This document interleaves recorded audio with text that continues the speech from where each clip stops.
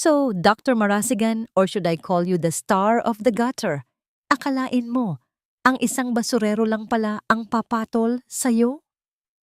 Ang boses ni Uwaina ay tumataginting sa gitna ng malawak na labi ng ospital, kasing talim ng scalpel na madalas nilang hawakan sa operating room. Ang bawat salita niya ay punong-puno ng lason, sadyang ginawa upang makuha ang atensyonan ng bawat doktor, nurse at pasyenteng naroroon. Sa mga sandaling iyon, mahigpit ang hawak ni Tala sa kanyang stethoscope na nakasabit sa kanyang leeg. Kadarating lang niya mula sa pananalangin sa chapel, tanging ang kaligtasan ng batang pasyente na nakatakda niyang operahan sa puso ang laman ng kanyang isip.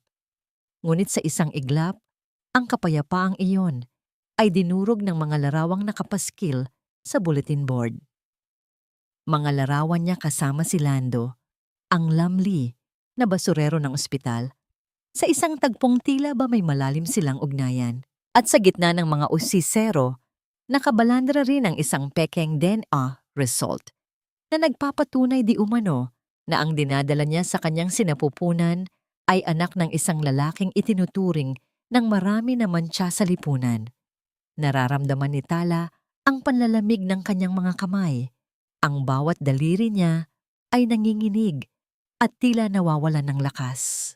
Ang paligid na dati ay puno ng paggalang sa kanya bilang isang mahusay na surgeon ay napalitan ng mapanghusgang mga mata at bulungan na tila mga bubuyog na sumusugod sa kanyang pandinig.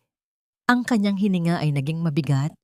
Bawat singhap ay parang may nakabara sa kanyang lalamunan na hindi niya malunok-lunok. Hindi siya makapagsalita. Ang katotohanang binuo ng kasinungalingan ay mas mabilis na kumalat kaysa sa anumang lunas na alam niya. Ina, please, hindi totoo ang iniisip niyo. Ang tanging lumabas sa kanyang tuyot na mga labi. Ngunit ang kanyang tinig ay nabaon lamang sa malakas na halakhak ng kanyang karibal. Hindi nagtagal. Ang kahihiyang yon ay nakarating sa kanilang tahanan. Sa harap ng malaking pintuan ng kanilang bahay, sa isang prestihiyosong subdivision, bumungad kay Tala ang kanyang mga maleta na nakakalat sa basang damo. Ang ulan ay nagsimulang pumatak mula sa madilim na langit, tila nakikiramay sa bigat ng kanyang nararamdaman. Ang bawat butil ng tubig na tumatama sa kanyang balat ay kasing hapdi ng mga salitang namumutawi sa bibig ng kanyang ina, si Aling Corazon. Huwag mo kaming idamay sa kahihiya-hihiyan mo, Tala. Pinalaki ka naming may dangal. Pinag-aral ka namin para maging doktor, hindi para maging kalad ka rin. Ang bulyaw ni Corazon ay umalingaw-ngaw sa buong paligid. Ang kanyang mukha ay namumula sa galit at dismaya. Pumili ka. Ang batang iyan, na bunga ng pagkakamali mo, o ang pamilyang ito. Kapag lumabas ka sa tarangkahang ito, hinding-hindi mo na ako matatawag na ina. Tumingala si Tala. Hinayaang humalo ang kanyang mga luha sa ulan na patuloy na lumalakas. Ang kanyang buong katawan ay tila naging bato. Hindi makapaniwala na ang mismong taong nagbigay sa kanya ng buhay ang unang tatalikod sa kanya sa gitna ng bagyo. Ang sakit ay hindi na lamang nasa kanyang puso. Ito ay gumagapang sa kanyang buong pagkatao. Isang uri ng hapdi na tila tinutusok ng libu-libong karayom ang bawat himaymay ng kanyang kaluluwa. Ang kanyang paningin ay nagsimulang lumabo, hindi dahil sa ulan, kundi dahil sa bigat ng kawalan ng pag-asa. Isang malakas na tunog ng pagsara ng pinto ang naging huling hudyat ng kanyang pagkakait sa sariling tahanan. Sa gitna ng dilim at ng malamig na ulan, nanatiling nakatayo si Tala. Yakap ang kanyang sariling tiyan. Ang stethoscope na simbolo ng kanyang pangarap ay dahan-dahang nalaglag mula sa kanyang leeg at lumubog sa putikan. Sa gitna ng kanyang pag-iisa, isang katanungan ang pilit na kumakatok sa kanyang isipan. Paano nagagawang sirain ng isang gabi at ng ilang pirasong papel ang lahat ng pinaghirapan niya sa loob ng maraming taon? At sa gitna ng bilyon-bilyong bituin sa langit, nasaan na ang liwanag na gagabay sa kanya ngayong siya ay itinuturing na lamang na basura Sa mata ng mundong dati ay sumasamba sa kanya, ang bawat hakbang ni Tala sa gitna ng baha ay tila isang pasanin na hindi na kayang buhatin ng kanyang lupaypay na katawan. Ang lamig ng ulan ay nanunuot sa kanyang mga buto, ngunit mas matindi ang ginaw na dulot ng mga salitang iniwan ng kanyang ina. Ang kanyang puso ay tila isang pirasong tela na paulit-ulit na pinupunit, iniwan siyang hubad at walang kalaban-laban sa malupit na gabi. Sa bawat pagpikit niya, nakikita niya ang mapanghusgang mga mata ng kanyang mga kasamahan sa ospital. Ang mga tawa ni Boyshi na tila mga punyal na sumasaksak sa kanyang dangal.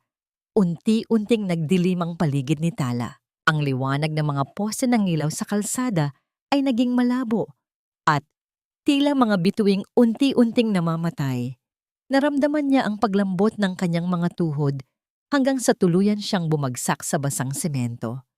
Bago tuluyang mawala ang kanyang ulirat, naramdaman niya ang isang pares ng malalakas na braso na bumuhat sa kanya.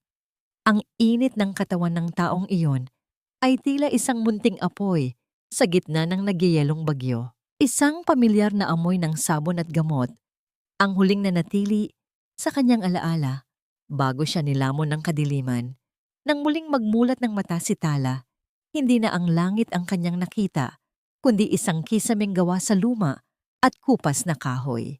Ang hangin ay amoy alkohol at mga tuyong dahon, isang amoy na nagbigay sa kanya ng kaunting kapanatagan. Nakahiga siya sa isang maliit na kama sa loob ng isang silid na tila isang tagong klinika. Maayos ang pagkabalot sa kanya ng isang makapal na kumot at ang kanyang mga basang damit ay napalitan na ng isang maluwag ngunit malinis na kamiseta. Dahan-dahan siyang naupo, iniinda ang kirot sa kanyang sentido. Doon, sa ibabaw ng maliit na lamesa sa tabi ng kanyang kama, nakita niya ang isang maliit na supot na plastik. Sa loob nito ay may mga barya at ilang pirasong papel na debangko na maingat na pinlantsa at inayos ng tuwid. Walang sulat, walang pangalan. Tanging ang halaga ng pera na tila pinag-ipunan ng matagal na panahon mula sa maliit na sahod. Ang bawat barya ay tila nagkukwento ng pagsisikap at malasakit na hindi humihingi ng kapalit. Napalingon si Tala nang marinig ang tunog ng isang pintong dahan-dahang sumasara sa kabilang dulo ng silid. Mula sa siwang ng pinto, nakita niya ang isang anino na lumalayo. Isang lalaki na may kakaibang lakad, isang mabigat na hakbang na sinusuhundan ng isang bahagyang pagkaladkad ng paa, isang pilay na tila pasan ang buong mundo sa bawat paggalaw. Nais niyang sumigaw, nais niyang magpasalamat, ngunit ang kanyang boses ay nananatiling nakabara sa kanyang lalamunan. Sino ang taong ito na nag-abalang pulutin siya mula sa putikan habang ang lahat ay abala sa pagtapak sa kanya? Nang subukan niyang tumayo para habulin ang misteryosong estranghero, isang bagay sa sahig ang nakuha ng kanyang atensyon. Yumuko siya at dinampot ang isang maliit na butones na kulay asul, ang uri ng butones na makikita lamang sa uniporme ng mga tauhang naglilinis ng mga basurang medikal sa ospital. Ang butones ay may bahid pa ng pintura, kasing asul ng uniporme ni Lando, ang lalaking itinuro ng lahat na ama ng kanyang dinadala. Isang kakaibang kaba ang humaplos sa dibdib ni Tala habang tinititigan ang maliit na butones sa kanyang palad. Bakit siya ililigtas ng taong dapat sana ay kinamumuhian din niya? Bakit sa gitna ng kanyang pagbagsak, ang tanging kamay na humawak sa kanya ay ang kamay na itinuring ng mundong marumi?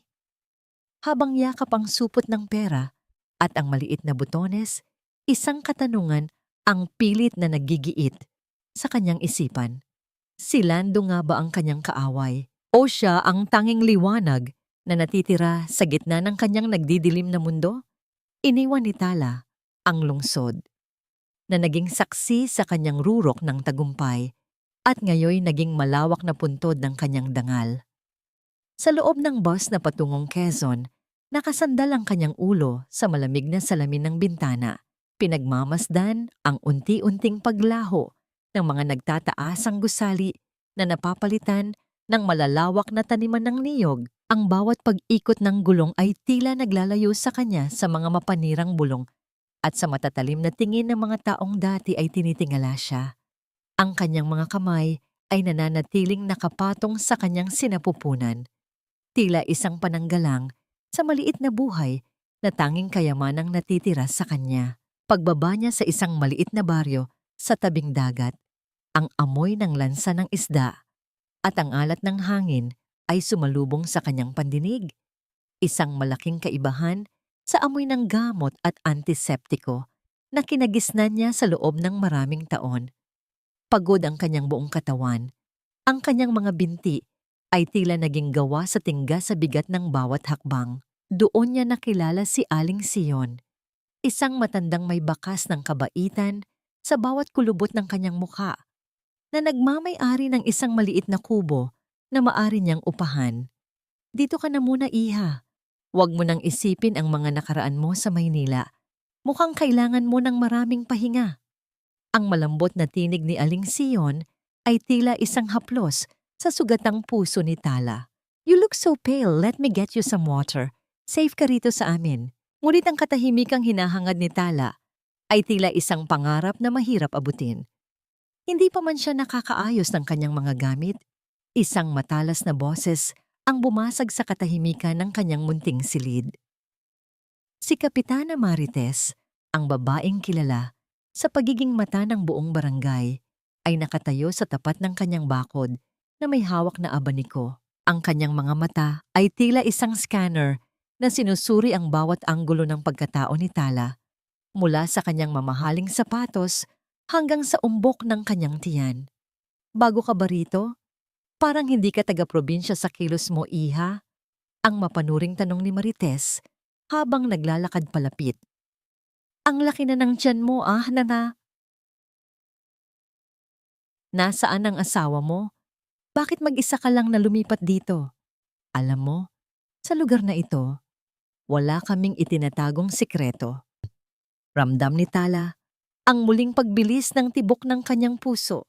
Ang mga tanong na yon ay tila mga latigo na muling nagbubukas sa kanyang mga sariwang sugat.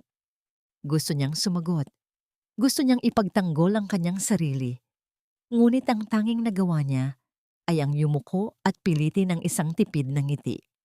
Ang bawat salita ni Marites ay nagpapaalala sa kanya na kahit gaano man siya kalayo maglakbay, ang mapanghusgang mundo ay laging nakasunod sa kanyang mga yapak. Nang sumapit ang gabi, na iwan si Tala sa gitna ng katahimikan ng kanyang maliit na kubo.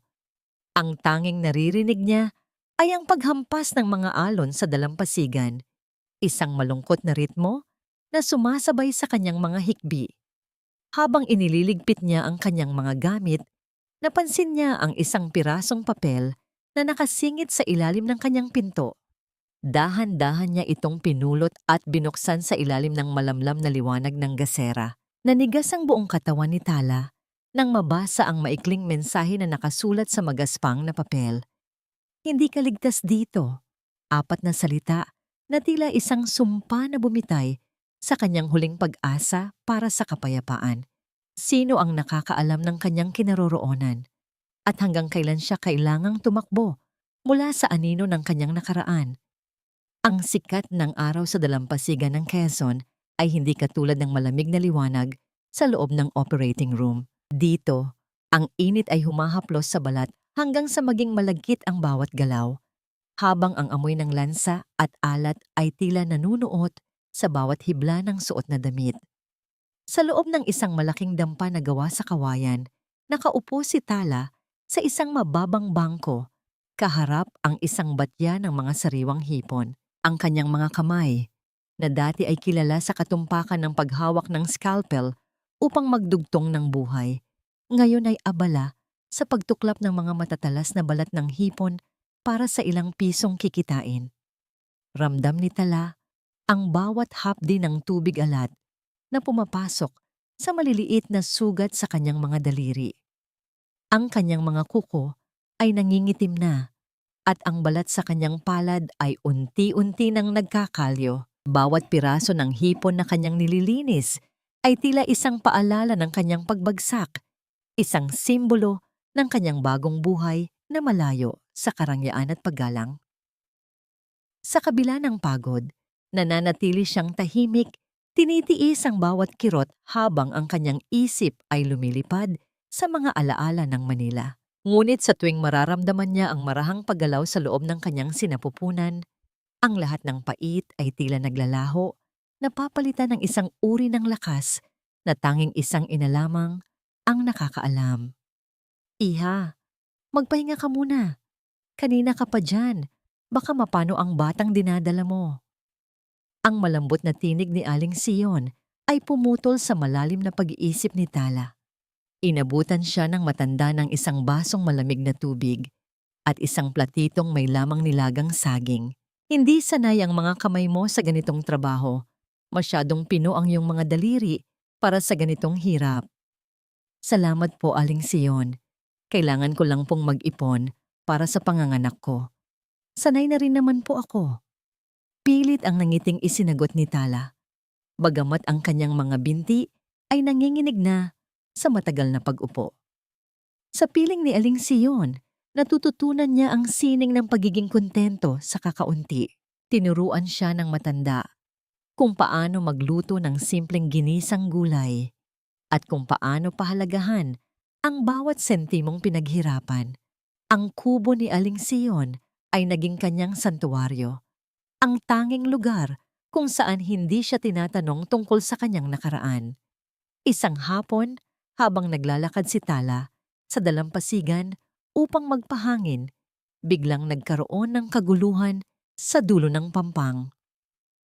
Isang grupo ng mga mangingisda ang nagkukumpulan at ang mga tinig nila ay puno ng takot at pag-aalala. Sa gitna ng kumpol, isang maliit na bata ang nakahiga sa buhanginan.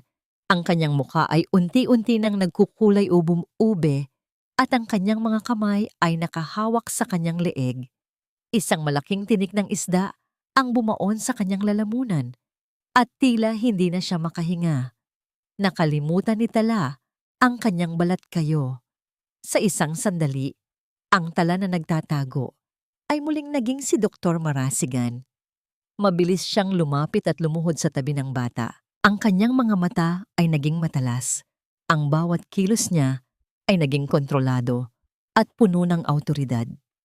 Inutusan niya ang mga tao na umatras upang bigyan ng hangin ang bata. Sa pamamagitan ng kanyang mga daliri, maingat niyang sinuri ang lalamunan ng maliit na pasyente. Ang bawat pindot niya ay may tamang puwersa na tanging isang eksperto lamang ang nakakaalam. Sa isang mabilis at tiyak na galaw, naisagawa niya ang paraan upang mailabas ang nakabarang tinik. Ang katahimikan sa dalampasigan ay napalitan ng malakas na paghinga ng bata, na sinundan ng isang mahaba at malalim na pag-iyak na naghudyat ng kanyang kaligtasan. Ang mga mangingisda ay napanganga sa bilis at galing ng babaeng inakala nilang isang mahinang dayo lamang. Si Kapitana Marites, na naroroon din, ay naniningkit ang mga matang nakatingin kay Tala.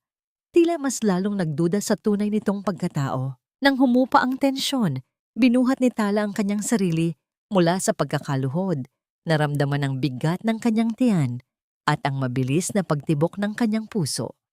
Habang pinapagpagan niya ang buhangin sa kanyang damit, napansin niya ang isang bagong mukha sa malayo. Isang lalaking nakatayo sa tabi ng isang maliit na bangkang pangisda. May suot na kupas na sombrero na halos tumakip sa kanyang mga mata. Kahit malayo, kilala ni Tala ang bigat ng bawat hakbang nito, ang bahagyang pagkaladkad ng paa na tila isang aninong hindi siya kailanman iniwan. Ang hangin sa dalampasigan ay tila tumigil sa pag-ihip. Sa gitna ng sikat ng araw at ng amoy ng dagat, napatitig si Tala sa lalaking iyon. Si Lando, ang lalaking dahilan ng kanyang pagtakas, ay narito na naman. Dalisay ang layunin ngunit puno ng misteryo. Bakit siya narito? At hanggang kailan magagawang pagtagpuin ng tadhana ang dalawang kaluluwang kapwa sugatan sa gitna ng mundong walang tigil sa paghuhusga? Ang umaga sa nayon ng mga mangingisda ay nagsimula sa isang kulay abong langit. Tila nagbabantang magbuhos ng ulan sa mga tuyong dahon ng niyog. Nakatayo si Tala sa tapat ng kanyang maliit na kubo. Pinagmamasdan ng isang bahagi ng bubong na dahan-dahang naluluwag dahil sa nakaraang hangin. Ang bawat pag-ugoy ng kawayan ay tila isang mahinang daing ng kanyang pansamantalang tahanan. Ngunit bago pa man niya maisip kung paano ito aayusin, isang pamilyar na anino ang dahan-dahang lumapit sa kanyang bakod. Bit-bit ang isang lumang kahon ng mga kagamitan. Si Lando ay naglalakad ng may pag-iingat. Ang kanyang kanang binti ay tila mas lalong nagpapabigat sa bawat hakbang niya sa mabuhanging lupa. Hindi siya tumingin ng diretso kay Tala. Sa halip ay itinuon niya ang kanyang pansin sa nasirang bahagi ng kubo. Ang kanyang mga kamay, na puno ng grasa at kalyo, ay nagsimulang kumilos ng may tiyak na direksyon. Tila bawat galaw ay may layuning protektahan ang babaeng pilit siyang itinataboy. Bakit ka nandito, Lando? Sinusundan mo ba ako hanggang dito sa dulo ng mundo? Ang tinig ni Tala ay puno ng pag-aalinlangan, bagaman may bahid ng pangungulila na hindi niya maamin sa sarili. You shouldn't be here. Mas lalo mo lang akong ipinapahamak sa mga bulong ng mga tao. Kailangan ng ayos ang bubong mo, Doc. Paparating ang malakas na ulan. Baka mabasa ang mga gamit mo. At ang baby. Mahinahon ang sagot ni Lando. Ang kanyang taglish ay may kasamang lalim ng paggalang. Hindi siya tumigil sa kanyang paggawa. Ang tunog ng martilyo na tumatama sa pako ay lumikha ng isang matatag na ritmo. Tila bawat pukpok ay isang pangako ng kaligtasan na hindi niya kayang bigkasin. Hindi mo kailangang matakot sa akin. Nandito lang ako para siguraduhing ligtas ka. Napatigil si Tala, pinagmamasdan ng pawis na umaagos sa noo ni Lando. Naalala niya ang supot ng barya at ang asul na butones. May kung anong init ang gumapang sa kanyang puso. Isang damdamin na matagal na niyang ibinaon sa ilalim ng kanyang galit. Sa kabila ng lahat ng iskandalong sumira sa kanyang buhay, ang lalaking ito, na itinuturing ng lahat na basurero, ang tanging nanatili sa kanyang tabi nang walang hinihinging kapalit. Nang sumapit ang hapon at matapos ang pagkukumpuni, bumalik si Lando sa kanyang maliit na silid sa kabilang dulo ng nayon. Mula sa ilalim ng kanyang higaan, inilabas niya ang isang lumang kahon ng musika na gawa sa madilim na kahoy. Ang ibabaw nito ay may mga ukit ng mga bulaklak na unti-unti nang nabubura ng panahon. Ito ang tanging alaala na naiwan ng kanyang ama bago ito bawian ng buhay sa isang misteryosong aksidente. Dahan-dahan niyang inikot ang susi nito at ang isang malambing na himig ay nagsimulang pumailan lang sa loob ng tahimik na silid.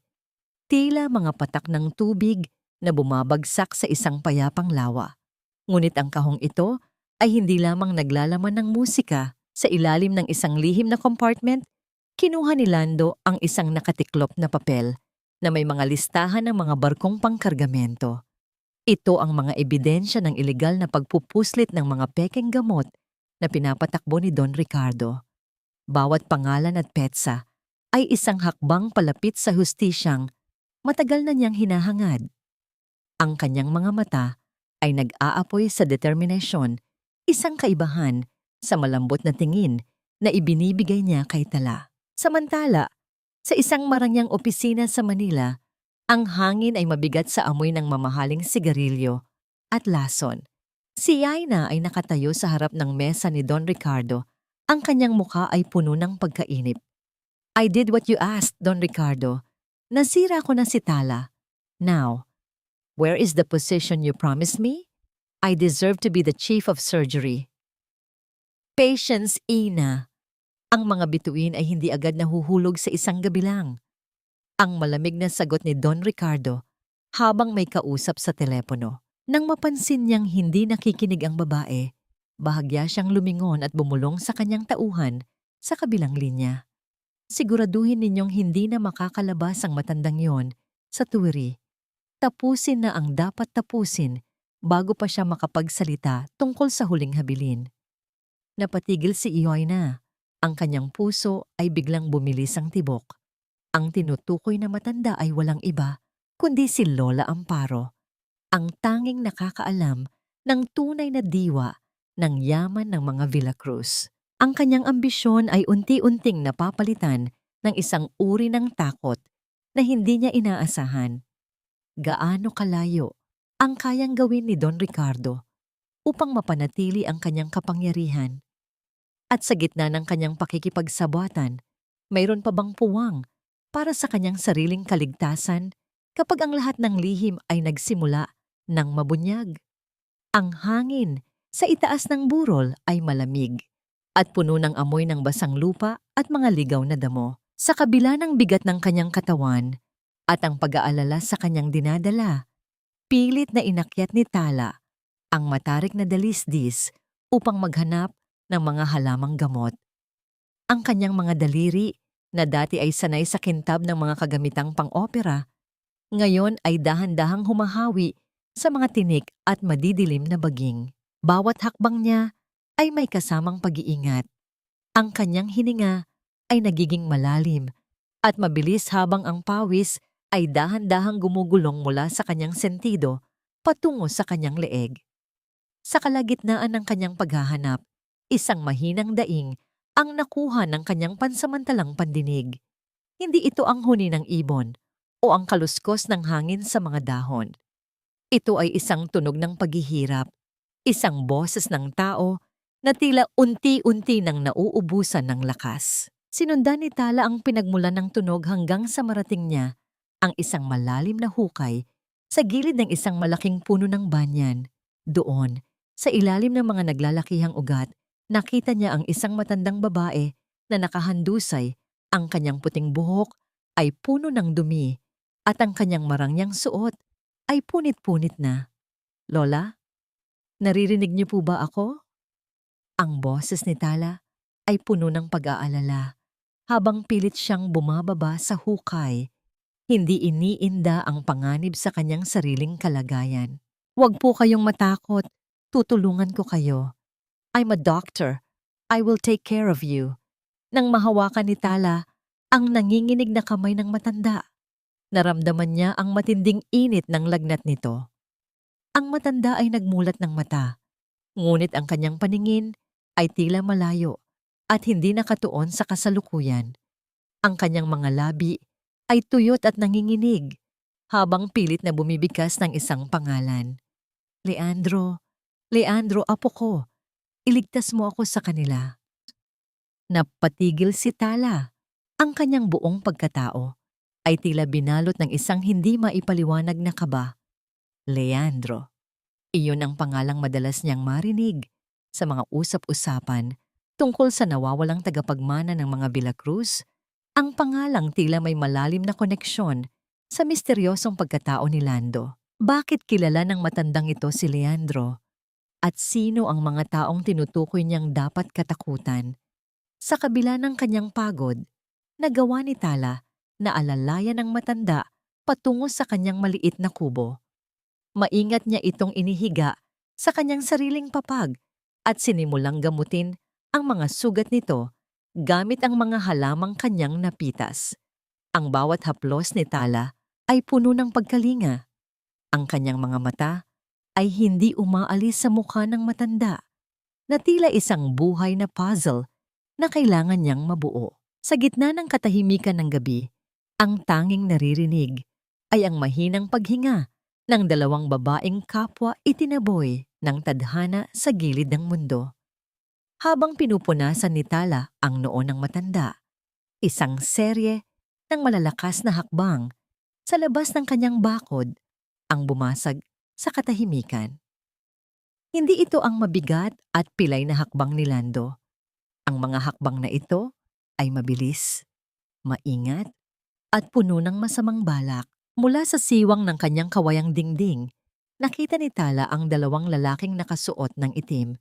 May hawak na mga flashlight na pilit na sumisilip sa bawat sulok ng mga kabahayan sa nayon. Siguradong napadpad ang matandang yon dito sa malapit. Ang boses ng isang lalaki ay malamig at walang puso. Tila isang kiskis ng bakal sa semento. Sabi ni Don Ricardo, hindi natin pwedeng hayaang makabalik siya sa Manila. Kapag nakita niyo ang kahit na sinong nagtatago sa kanya, alam niyo na ang dapat gawin. Naramdaman ni Tala ang panlalamig ng kanyang mga kamay. Ang bawat balahibo sa kanyang balat ay tila nagsisipagtayuan sa takot. Niyakap niya ng mahigpit ang kanyang sarili, habang ang kanyang paningin ay bumalik sa natutulog na matanda. Sino ba talaga ang babaeng ito na pinaghahanap ng mga kamay ng kamatayan? At kakayanin ba ng isang sugatang bituin na gaya niya na protektahan ang isang lihim na maaring maging mitya ng kanyang sariling katapusan? Ang loob ng kubo ay tila naging isang maliit na hawla kung saan ang bawat hininga ay naging mabigat at puno ng pangamba. Nakaupo si Tala sa tabi ng natutulog na matanda. Ang kanyang mga mata ay hindi umaalis sa pintuan habang ang sikat ng buwan ay sumisilip sa pagitan ng mga kawayan. Ang bawat kaluskos ng mga dahon ng niyog sa labas ay tila isang babala, isang hudyat ng paparating na panganib na hindi niya kayang pigilan. Ramdam niya ang panginginig ng kanyang sariling mga kamay. Ang bawat daliri ay tila nawawalan ng init habang hinihintay ang hindi maiwasang pagdating ng mga anino sa dilim. Isang mahinang tunog ng pagkiskis ng kahoy sa sahig ang bumasag sa katahimikan ng dahan-dahang bumukas ang pinto. Pumasok si Lando. Ang kanyang anyo ay tila isang madilim na silueta, laban sa liwanag ng gabi. Ngunit sa pagkakataong ito, wala ang karaniwang pag-iingat sa kanyang mukha. Ang kanyang mga mata ay nakatuon lamang sa matandang babaeng nakahiga sa papag. Ang kanyang paghinga ay naging mabilis at gulo. Ang bawat hakbang niya ay tila mas matatag. Hindi na alintana ang kanyang pakunwaring kapansanan. Lola Amparo, ang bulong ni Lando ay puno ng isang uri ng hapdi at pangungulila na hindi kailanman narinig ni Tala. Mabilis siyang lumapit at lumuhod sa tabi ng kama, hinawakan ng kulubot na kamay ng matanda nang may matinding pag-iingat. Tila ba ito ay gawa sa marupok na salamin na madaling madurog. Tumayo si Tala. Ang kanyang puso ay tila isang tambol na mabilis na pinapalo sa loob ng kanyang dibdib. Sino ka ba talaga, Lando? O baka dapat kitang tawaging Leandro? Ang kanyang tinig ay nanginginig sa galit at kalituhan. Bawat salita ay may dalang pait ng nakaraan. Dahil sa'yo, nawala ang lahat sa akin. Ang lisensya ko, ang pamilya ko, ang dangal ko. Isang malaking laro lang ba ang lahat ng ito? Are you just a spy sent by Don Ricardo? Dahan-dahang humarap si Lando kay Tala. Ang kanyang mga mata ay puno ng katotohanang matagal na niyang ibinaon sa ilalim ng kanyang balat kayo. Ang bawat guhit sa kanyang mukha ay nagpapahayag ng isang lalaking pagod na sa pagtatago. Sa gitna ng munting kubo, dahan-dahang lumapat ang kanyang mga tuhod sa sahig, isang kilos ng pagsuko at paghingi ng tawad na hindi inaasahan ni Tala mula sa isang lalaking inakala niyang kaaway. I am Leandro Villacruz, Doc. I am the grandson of the woman you saved. Ang kanyang boses ay malalim at tapat. Bawat salita ay tila isang pag-amin sa harap ng isang hukom. Hindi ko ginustong madamay ka sa gulo ng pamilya ko. I was investigating my father's death, trying to find my grandmother before my uncle could silence her forever. Ang gabing iyon sa ospital, it wasn't a trap for you. It was a moment of weakness for me. Patawarin mo ako kung naging mitya ako ng pagkasira ng buhay mo. Napatulala si Tala. Ang bawat salita ni Lando ay tila isang piraso ng katotohanan na bumubuo sa madilim na larawan ng kanyang nakaraan. Ang galit na dati ay nag-aapoy sa kanyang puso ay unti-unting napapalitan ng isang uri ng pagkahabag na hindi niya maipaliwanag. Ang lalaking ito na itinuring ng mundong walang silbi ay pasan-pasan pala ang isang krus na mas mabigat kaysa sa kanyang sariling pasanin. Ang kislap ng mga luha sa mga mata ni Lando ay nagsasabi ng isang kwento ng sakripisyo na tanging ang mga taong tunay na nagmamahal lamang ang makakagawa. Ngunit ang madamdaming sandaling iyon ay biglang naputol ng isang serye ng mga bulong sa labas ng bakod ang pumukaw sa kanilang pansin. Sa ilalim ng malamlam na liwanag ng isang lampara sa kalsada, nakatayo si Kapitana Marites. Ang kanyang mga mata ay naniningkit habang pinagmamasdan ang loob ng kubo mula sa isang maliit na siwang. Nakita niya ang pagkakaluhod ni Lando, nakita niya ang matandang babae, at ang kanyang mukha ay biglang nagkaroon ng isang mapanirang ngiti. Mabilis na tumalikod si Marites at naglakad palayo. Ang kanyang bawat hakbang ay may dalang panganib na mas matindi kaysa sa anumang bagyo. Habang tinititigan ni Tala ang papalayo nitong anino, isang matinding kaba ang muling humaplos sa kanyang dibdib.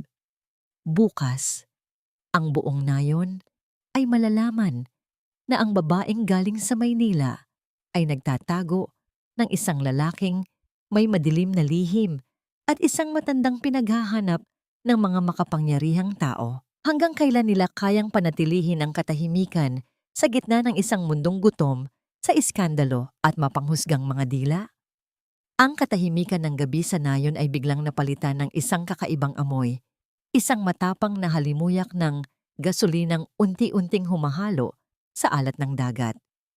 Sa loob ng kubo, naramdaman ni Tala ang isang matalas na kirot na gumagapang mula sa kanyang balakang patungo sa kanyang puson. Ito ay isang uri ng sakit na hindi kayang lunurin ng anumang gamot. Isang hudyat na ang munting buhay sa loob niya ay handa na ring kumawala sa gitna ng kaguluhan. Ang kanyang hininga ay naging gulo. Ang bawat singhap ay may kasamang panalangin habang ang pawis ay dahan-dahang namumuo sa kanyang noo sa kabila ng lamig ng simoy ng dagat. Leandro, ang baby, parang hindi ko na kaya. Ang mahinang daing ni Tala ay halos hindi na marinig sa bigat ng kanyang paghinga. Napakapit siya nang mahigpit sa braso ni Lando. Ang kanyang mga kuko ay bumaon sa balat nito sa tindi ng sakit na kanyang nararamdaman. Ngunit bago pa man makasagot si Lando, isang kulay rosas na liwanag ang biglang sumilip sa mga siwang ng kanilang kawayang dingding. Hindi ito ang liwanag ng bukang liwayway, kundi ang mapanirang ningas ng apoy na mabilis na lumalamon sa mga tuyong dahon ng niyog na nakapalibot sa kanila. Ang lagaslas ng mga nasusunog na kawayan ay tila mga hiyaw ng mga kaluluwang nagdurusa.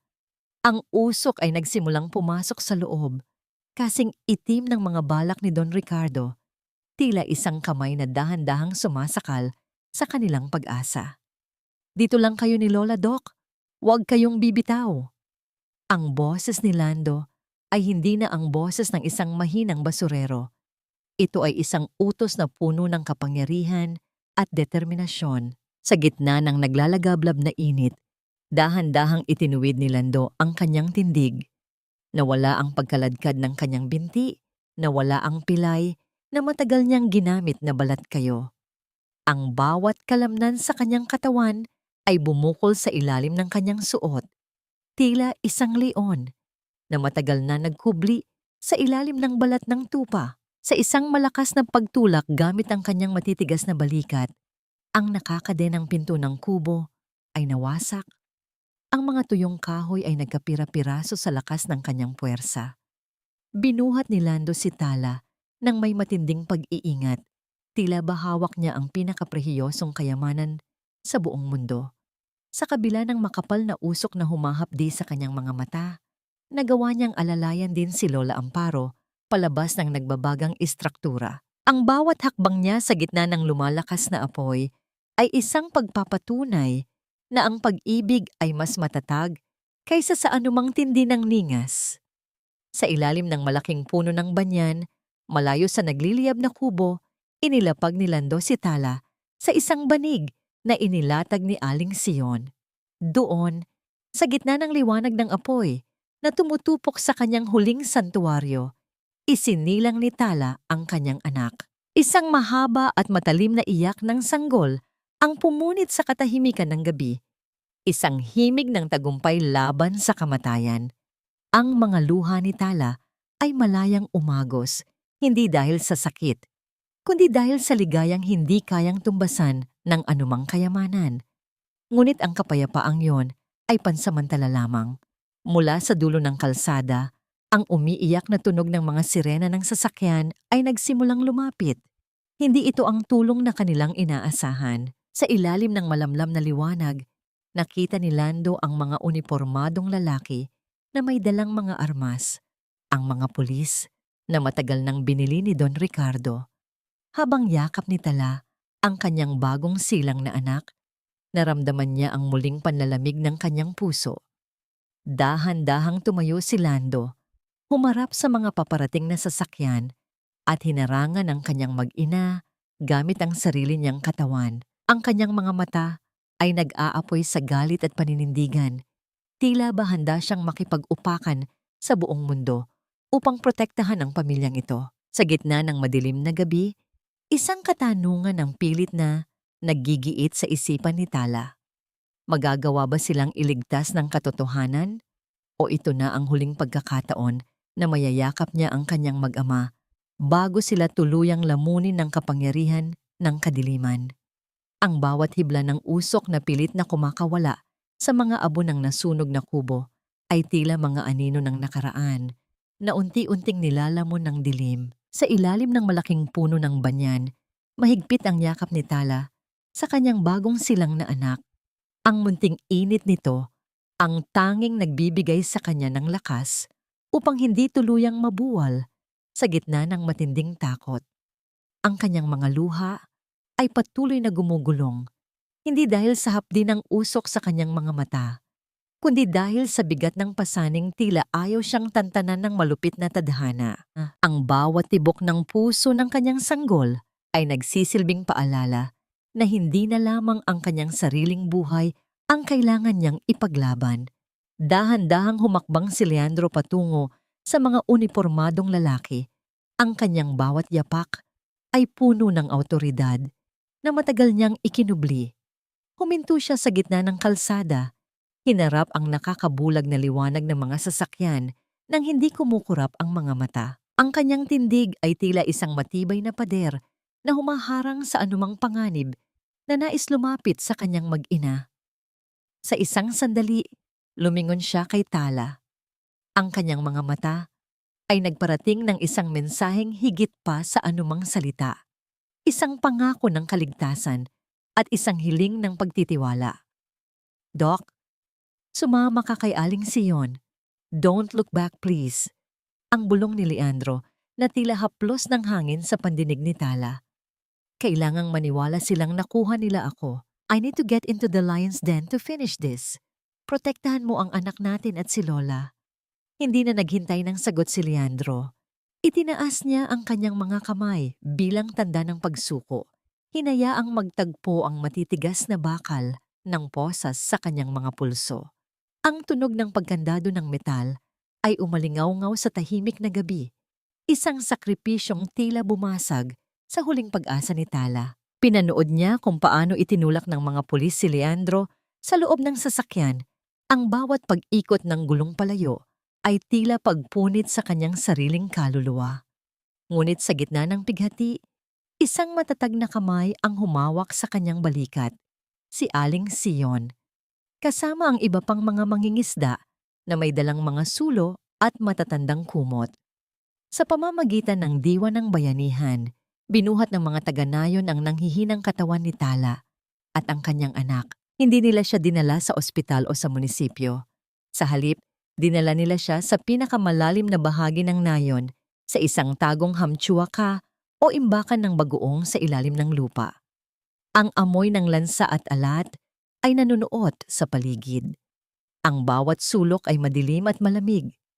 Ngunit dito, sa ilalim ng mga tumpok ng lambat at banga, naramdaman ni Tala ang tunay na kaligtasan.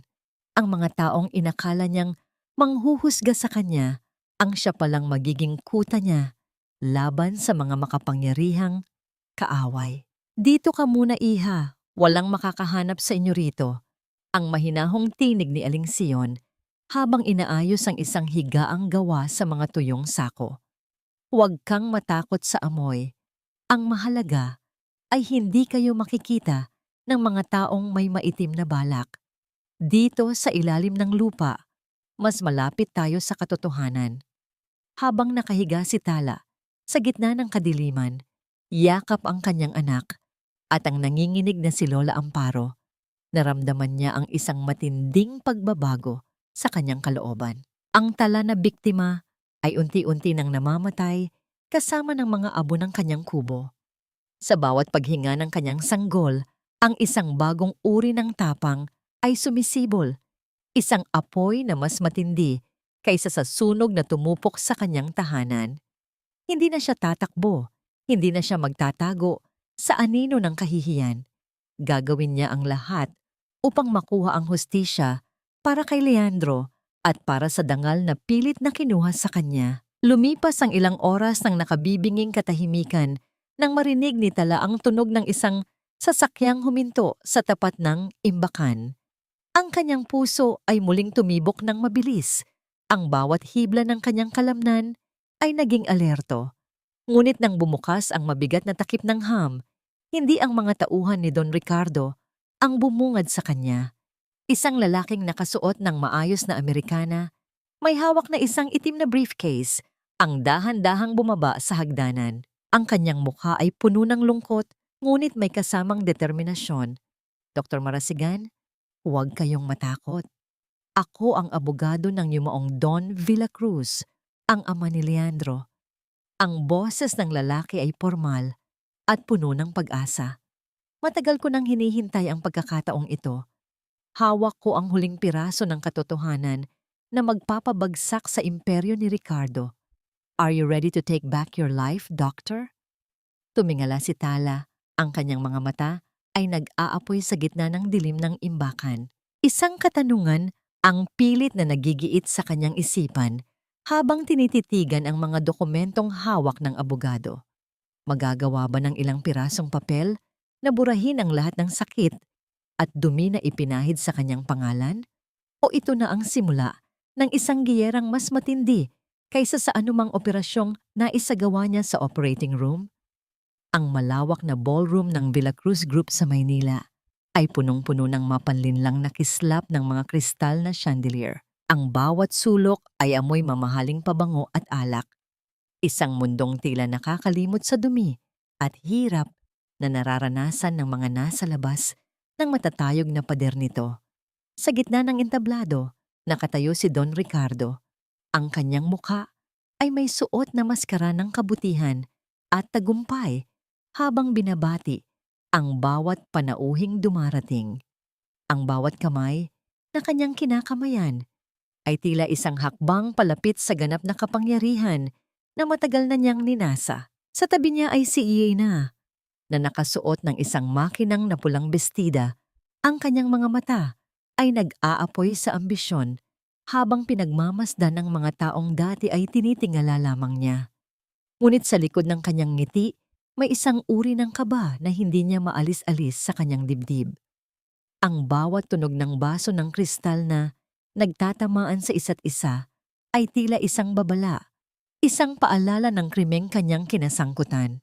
I deserve this, ang bulong niya sa kanyang sarili, habang pilit na itinatago ang panginginig ng kanyang mga daliri sa ilalim ng kanyang mamahaling lace. Mga kaibigan, sa gabing ito, hindi lamang natin ipinagdiriwang ang tagumpay ng ating kumpanya. Ang boses ni Don Ricardo ay umalingaw-ngaw sa buong bulwagan, puno ng pekeng emosyon at awtoridad. Ipinagdiriwang din natin ang kalinisan ng ating pangalan sa kabila ng mga iskandalong pilit na ibinabato sa atin ng mga taong walang utang na loob. Nananatili tayong matatag. We are the Villacruz family and we protect our own. Sa isang madilim na sulok ng ballroom, nakatayo si Aling Corazon, ang ina ni Tala. Ang kanyang mukha ay puno ng pilit na pagmamalaki habang pilit na sumasabay sa usapan ng mga matataas na opisyal. Ngunit sa tuwing mababanggit ang pangalan ng kanyang anak, ang kanyang mga mata ay dahan-dahang yumuyuko sa sahig, puno ng hiya at pagsisisi na hindi niya maamin sa harap ng maraming tao. Ang bawat tawa ng mga bisita ay tila isang sampal Sa kanyang mukha, isang paalala ng anak na kanyang itinaboy para lamang sa huwad na dangal na kinakapitan niya ngayon. Habang nagpapatuloy ang kasiyahan sa Maynila, sa loob ng madilim at malansang imbakan ng isda sa Quezon, dahan-dahang tumayo si Tala mula sa kanyang higaang sako. Ang kanyang bawat galaw ay may kasamang pananakit ng katawan, ngunit ang bawat kirot ay tila nagbibigay sa kanya ng bagong uri ng lakas.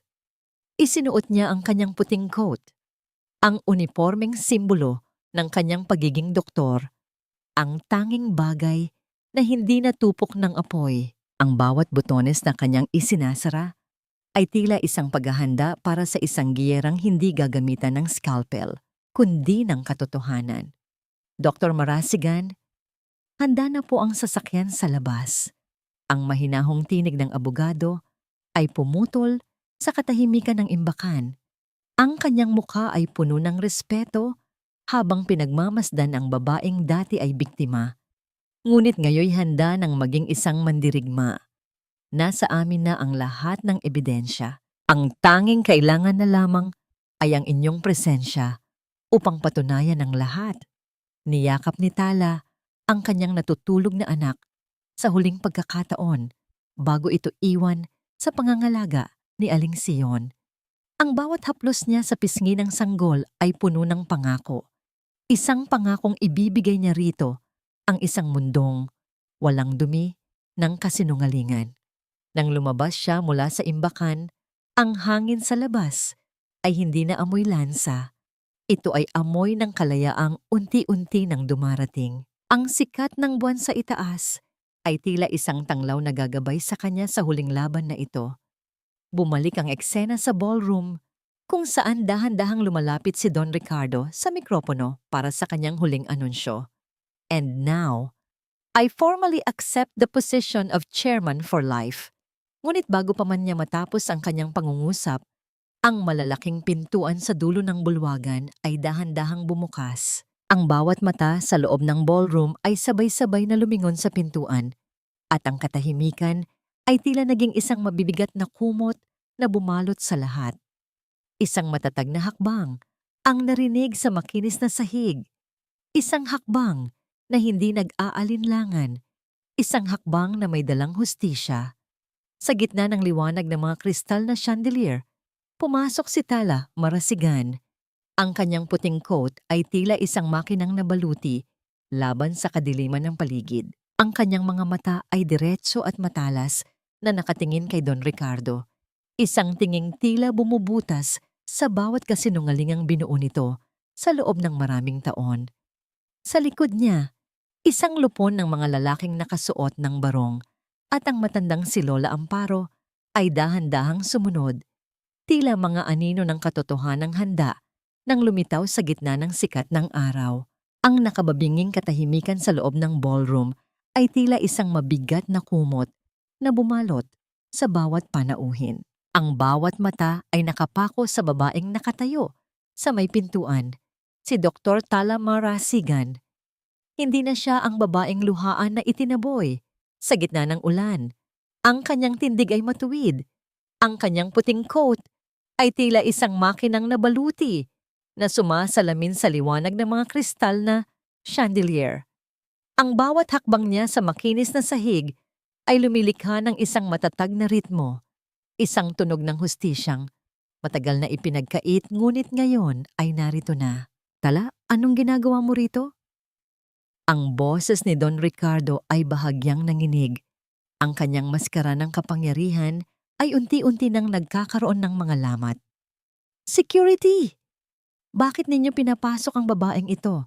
She is a disgrace to this institution.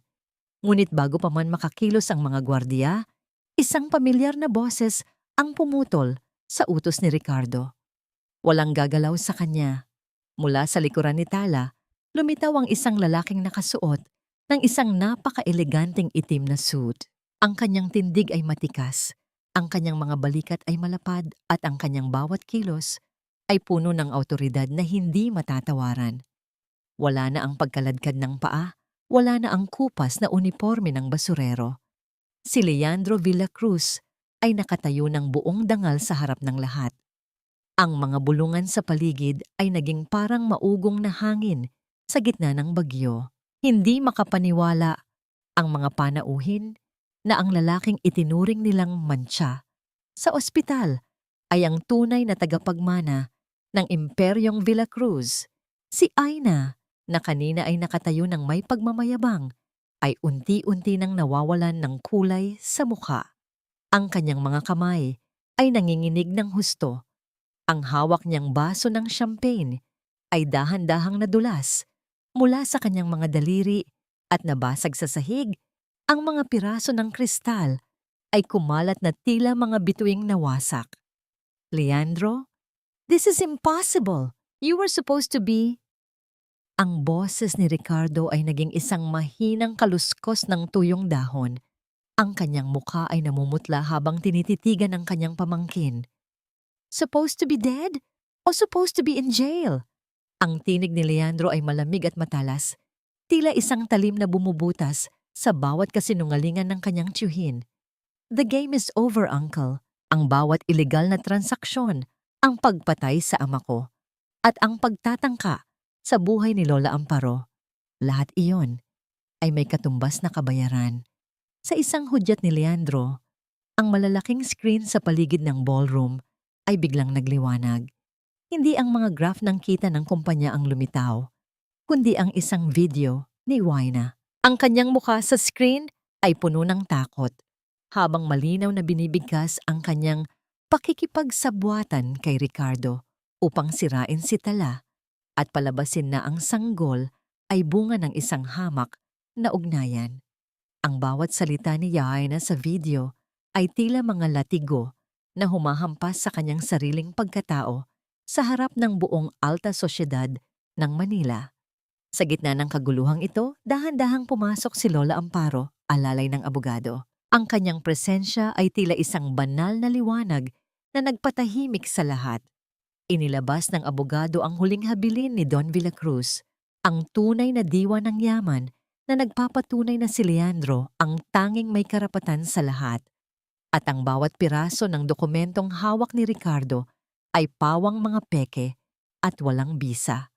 Ang mga tunay na operatiba ng pulisya na hindi nabili ng salapi ni Ricardo ay dahan-dahang lumapit sa entablado. Ang bawat hakbang ng kanilang mga bota sa sahig ay tila tunog ng paghuhukom.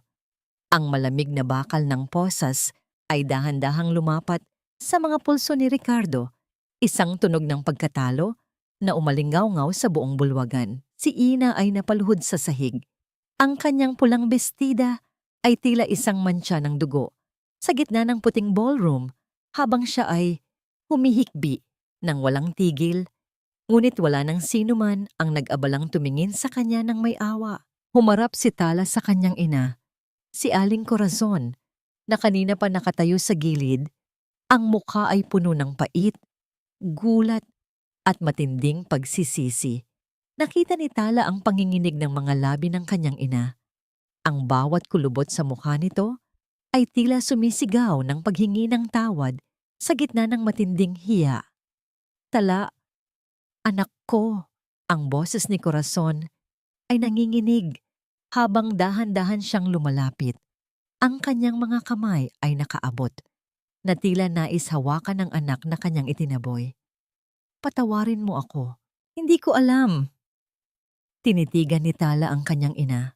Sa mga mata, ang mga matang dati ay puno ng pagmamahal, ngunit naging mapanghusga sa gitna ng unos. Ang kanyang puso ay kumirot, isang matalim na hapdi ng pangungulila at pait ang gumapang sa kanyang dibdib. Ngunit bago pa man mahawakan ni Corazon ang kanyang braso, dahan-dahang umatras si Tala. Isang maliit na hakbang pabalik, isang distansyang tila milya-milya ang layo. Ang kanyang mukha ay nanatiling kalmado, ngunit ang kanyang mga mata ay nagsasabi ng isang katotohanang mas masakit kaysa sa anumang galit. Hindi siya nagsalita. Hindi niya kailangang magsalita. Ang bawat hibla ng kanyang pagkatao ay nagpapakita ng isang babaeng nakahanap na ng sarili niyang liwanag, malayo sa mga taong tumalikod sa kanya noong siya ay nasa dilim. Sa gitna ng ballroom, Naiwan si Corazon na nakatayo. Ang kanyang mga kamay ay nananatiling nakabitin sa hangin, habang si Tala ay dahan-dahang tumalikod upang harapin ang kinabukasan kasama si Leandro. Ang simoy ng hangin sa labas ng ballroom ay may kasamang lamig ng madaling araw. Isang panahong ang mundo ay tila pansamantalang humihinto sa pag-ikot upang bigyang daan ang katahimikan. Sa ilalim ng malalaking kolumna ng gusali, muling nagtagpo ang landas ni Natala at ng kanyang ina. Ang mga luha ni Aling Corazon ay tila mga patak ng ulan sa tuyong lupa. Huli na, ngunit puno ng pait. Ang bawat hikbi ng matanda ay may dalang bigat ng pagsisisi. Isang tunog ng pagkabasag ng isang pusong mas pinahalagahan ang tingin ng lipunan kaysa sa sariling dugo. Ma, pinatawad na kita bago ko pa man lisanin ng Maynila. Ang tinig ni Tala ay malumanay, kasing hinhin ng agos ng tubig sa batis, ngunit may pinalidad na hindi matatawaran. But I realized one thing during those dark nights in the province. Ang dangal ay hindi isang bagay na ibinibigay ng ibang tao. Ito ay isang bagay na pinoprotektahan natin sa loob ng ating sarili. Patawad, Ma, pero hindi na ako babalik sa buhay na tanging kislap ng chandelier ang mahalaga. I found my home in the silence of the sea. Dahan-dahang binitawan ni Tala ang huling bakas ng kanyang nakaraan. Sumakay siya sa sasakyan kasama si Leandro. Iniwan ang kanyang ina na nakatayo sa gitna ng malawak na kalsada. Isang anino ng mundong dati ay sumasakal sa kanya. Hindi galit ang nararamdaman ni Tala, kundi isang malalim na kalayaan, isang uri ng kapayapaan na dumarating lamang kapag ang lahat ng pait ay naisuka na ng kaluluwa. Pagkalipas ng ilang linggo, ang eksena ay lumipat sa dalampasigan ng Quezon. Ang amoy ng inihaw na isda at ang alat ng dagat ay muling bumalot sa pandinig ni Tala. Ngunit sa pagkakataong ito, wala na ang takot. Isang maliit na pagtitipon ang idinadaos sa ilalim ng mga puno ng niyog. Ang mga mangingisda, ang mga lalamunan ay puno ng masasayang awitin, ay nagkakatipon para sa pagbibinyag at pagbibigay pangalan sa anak ni Tala at Leandro. Si Aling Sion ang tumayong ninang, ang kanyang mukha ay nagniningning sa ligaya habang karga ang sanggol na itinuturing niyang sariling apo. Ang batang ito ay tatawaging Liwayway. Ang anunsyo ni Leandro habang nakatingin sa kanyang mag-ina ng may matinding pagmamahal. Dahil siya ang hudyat ng pagtatapos ng aming mahabang gabi. Sa harap ng mga payak na mamamayan ng nayon, ipinahayag ni Tala at Leandro ang kanilang desisyon. Ang bilyon-bilyong yaman ng Vilacruz Group ay hindi nagagamitin sa pagpapatayo ng mga marangyang gusali. Sa halip, itinatag nila ang Vilacruz Community Medical Foundation, isang network ng mga ospital at klinika na magbibigay ng libreng serbisyo para sa mga mahihirap, simula sa mismong nayong kumalinga sa kanila. Ang bawat sentimo ng kanilang yaman ay magsisilbi ng lunas para sa mga taong kinalimutan na ng sistema. Nang sumapit ang gabi, naiwan si Tala at Leandro sa ilalim ng malaking puno ng banyan. Ang punong naging saksi sa kanilang muling pagsilang sa gitna ng apoy. Ang katahimikan sa paligid ay puno ng mga huni ng kuliglig at ang marahang paghampas ng mga alon sa pampang. Dahan-dahang hinawakan ni Leandro ang kamay ni Tala. Ang kanyang mga kalyo sa palad ay tila mga medalya ng kanyang pagsisikap. Tingnan mo ang mga bituin, Tala. Ang bulong ni Leandro. Ang kanyang boses ay puno ng kilig at katapatan. Dati, akala ko ay masyadong malayo ang liwanag nila para abutin ko. Pero ngayon, hawak ko na ang pinakamaliwanag na bituin sa buhay ko. Tumingala si Tala sa langit. Ang kanyang puso ay tila isang punong-puno ng tubig na lawa sa gitna ng kabilugan ng buwan. Ang bawat sakit, bawat pagtataksil, at bawat patak ng luha sa nakaraan ay naging mga hakbang lamang upang marating niya ang sandaling ito. Isinandal niya ang kanyang ulo sa balikat ni Leandro. Ramdam ang tibok ng puso ng lalaking handang mamatay at mabuhay para sa kanya. Ilang buwan ang mabilis na lumipas. Ang unang libreng klinika sa Quezon ay formal nang nagbukas ng mga pintuan nito. Sa loob ng malinis at maaliwalas na pasilidad, abala si Doktor Tala Marasigan sa pag-aasikaso sa kanyang mga pasyente. Ngunit sa kalagitnaan ng kanyang pagtatrabaho, ang isang pamilyar na anino ang dahan-dahang pumasok sa pintuan. Isang babaeng gusgusin. Ang mga balikat ay nakayuko sa bigat ng karamdaman at kahirapan. Ang dahan-dahang lumapit sa registration desk. Nang mag-angat ng tingin si Tala, napatigil ang kanyang mundo. Ang babaeng nasa harap niya ay walang iba kundi ang nurse na dating nangunguna sa pangungutya sa kanya sa ospital sa Manila. Ang babaeng tila diring-diri sa kanya noong siya ay itinuturing pang basura. Ang matinding ironya ng tadhana ay muling nagparamdam.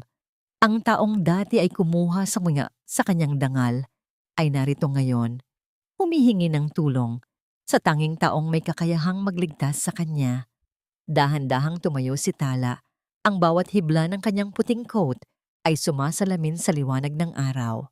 Isang katanungan ang pilit na naggigiit sa kanyang isipan habang tinititigan ang nanginginig na pasyente. Magagawa ba niyang gamutin ang taong sumira sa kanya?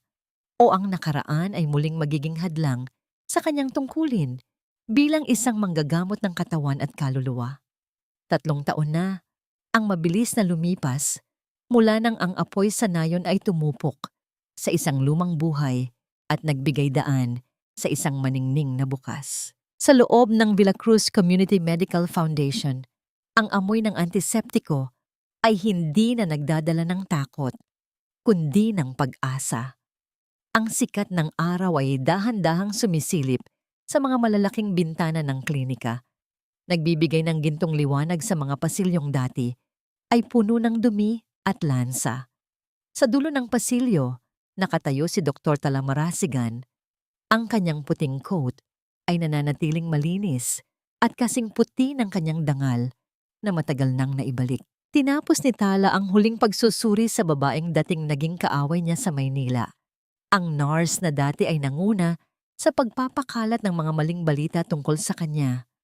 Ang babae ay nakayuko, ang kanyang mga kamay ay nanginginig habang hinahawakan ng reseta na ibinigay ni Tala. Ang mga luha ng kahihiyan ay dahan-dahang gumugulong sa kanyang mga pisngi. Hindi makapaniwala na ang taong sinubukan niyang wasakin ay ang siya ring nagdugtong ng kanyang hininga. "Doc, I don't know what to say. After everything I did to you, bakit mo pa rin ako tinulungan?" Ang boses ng babae ay isang mahinang pakiusap, puno ng pagsisising matagal na niyang kinikimkim. "I was so wrong about you. I'm so sorry." Huminga ng malalim si Tala. Ang bawat tibok ng kanyang puso ay puno ng kapanatagan. Ang sakit ay walang pinipiling tao. Ganoon din ang paggamot. "My oath as a doctor is higher than any personal pain. Tapos na ang lahat ng yon. Go home to your family and get well." Ang kanyang tinig ay malambot, ngunit puno ng awtoridad na nagpatahimik sa lahat ng alinlangan. Ang pagpapatawad ni Tala ay hindi nangangahulugang nakalimutan niya ang sakit, kundi ang pagpili niyang huwag nang maging bilanggo ng nakaraan. Nang lumabas si Tala mula sa klinika, sinalubong siya ng isang tanawing nagpabilis sa tibok ng kanyang puso sa paraang hindi kayang ipaliwanag ng medisina. Nakatayo si Leandro sa ilalim ng rumbang puno ng banyan. Bit-bit ang kanilang 3 taong gulang na anak na si Liwayway. Ang bata ay tumatawa ng malakas habang sinusubukang abutin ang mga dahon ng puno. Ang kanyang boses ay tila isang himig ng kaligayahan na bumabalot sa buong nayon. Si Leandro, na ngayon ay kinikilala bilang isa sa pinakamakapangyarihang pilantropo sa bansa, ay nanatiling ang lalaking minahal ni Tala, payak, tapat, at puno ng malasakit. Wala na ang maskara ng basurero, ngunit ang kanyang mga kamay ay nananatiling handang humawak sa mga taong nasa laylayan. Dahan-dahan siyang lumapit kay Tala, ang kanyang mga mata ay nagniningning sa bawat sulyap sa kanyang asawa. The foundation is doing great, Doc. Marami na tayong natulungang pamilya mula sa Karatig Bayan. Ang bulong ni Leandro habang iniaabot si Liwayway kay Tala. Lola Amparo is also doing well sa Manila. She keeps asking when we will visit again. Soon, Leandro. Pero dito? Sa piling ng mga taong ito. Dito ko nahanap ang tunay na kapayapaan. Ang sagot ni Tala habang hinahaplos ang malambot na buhok ng kanyang anak. Sa gitna ng katahimikan ng hapon, habang ang araw ay dahan-dahang lumulubog sa likod ng malawak na dagat, isang mahalagang bayhok ang nanatili sa isipan ni Tala. Natutunan niya na ang tunay na danggal ay hindi matatagpuan sa mga parangal, sa posisyon sa ospital, o sa papuri ng mga tao sa Maynila. Ang dangal ay ang kakayahang tumayo ng matuwid pagkatapos ng bawat pagkadapa, ang pagpili sa kabutihan sa harap ng kasamaan, at ang lakas na magmahal muli pagkatapos madurog ng paulit-ulit. Ang bituin na dati ay inakalang nabaon na sa alabok ay muling sumikat, ngunit hindi na bilang isang malamig at malayang ningning sa langit. Ngayon, si Tala ay isang liwanag na nagbibigay init sa mga taong nasa dilim, isang tanglaw na nagpapatunay na hanggat may pag-ibig at katotohanan, palaging may pag-asang muling bumangon. Ang bawat sugat sa kanyang nakaraan ay naging mga bituin na ngayon ay nagsisilbing mapa sa kanyang paglalakbay patungo sa isang walang hanggang liwanag.